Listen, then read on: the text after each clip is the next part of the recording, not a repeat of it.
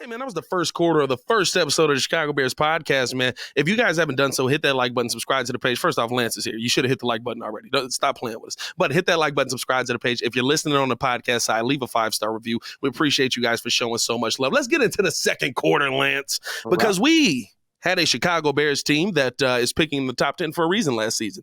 Mm-hmm.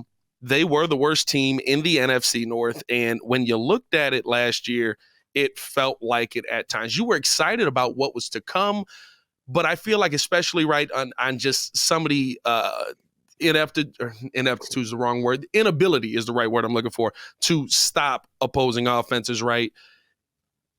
The Chicago Bears found themselves at 3-14. The points allowed last year was at astronomical levels, right? And I have to ask you this question. Coming into this season where everything is sitting right now, we got the Vikings, we got the Lions, who I think have improved vastly. Yep. I don't know what the Packers are at this point. Are the Chicago Bears still the worst team in the NFC North? I don't believe so. I think that the team to beat right now is Detroit. Mm-hmm. Then you're looking at, I think you're neck and neck. Chicago and Minnesota, they lost some pieces, and even with the pieces that they had last year, I thought they underperformed. Yeah, they dramatically underperformed, and the question mark goes to Green Bay. With a new quarterback, I just don't see it happening right now. They lost a lot of pieces there as well, and I think it's a big prove it. It's going to be a big prove it for the NFC North.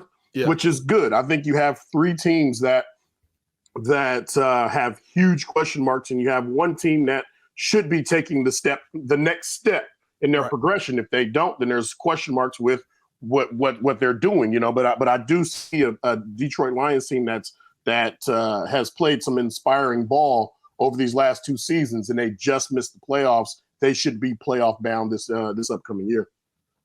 It's going to be so interesting to see. I think the one story everybody's watching, right, is Aaron Rodgers actually leaving. He says he wants to play for the Jets. The Packers and Jets just started talking again today. That's the one that everybody's paying the closest attention to. But realistically, to me, I have so many questions on this Vikings team. And it's not just right. Like, everybody wants to just throw it at Kirk Cousins. Oh, Kirk Cousins isn't this. He is this. He's not. I don't know if I think Kirk Cousins is a world beater out here, right? But I think he's a good enough quarterback that if you put a good team around him, he wins. My biggest question with this Viking team is last season they scored 424 points, but they allowed 427. That puts you out of the playoffs. They've been an underperforming defense for years. They had a stacked defense. They had a stacked defense back when Zimmer was there. Yeah. And I remember watching that first game of the season against San Francisco and being very disappointed because they went up. They had points. They went up. They were up a touchdown, maybe 10 points. And I just watched them play undisciplined defense. Yeah. And to me, it's you have too many elite type players on this defense to allow yourselves to not be disciplined enough to play the way you're supposed to. Whenever your offense gets up on a team, they score points, or even you score points on defensively. Yeah. There should never be there should never be a let up, and defenses are not designed to allow offenses to score. That's not the way it works. And when you get away from the sentiment of understanding offenses only take what defenses give them, then why are you giving the offense all these points? It really comes down to that. Your mentality has to come into play when you play defense. And if you don't have the right mentality, you are going to give up a ton of points. I know this sounds crazy. I mean, I'm on the first episode here. We're going to be doing this all season, but I really think the Bears could be competing for second place this season. I don't know if they'll get it. I think they'll be third place. I personally have the Bears at about 7, maybe 8 wins. I think there will be improvement second year of Fields in the system. But I really think, right, the part that people don't often take into account when you go into that next season, the Vikings aren't playing the second place schedule next year.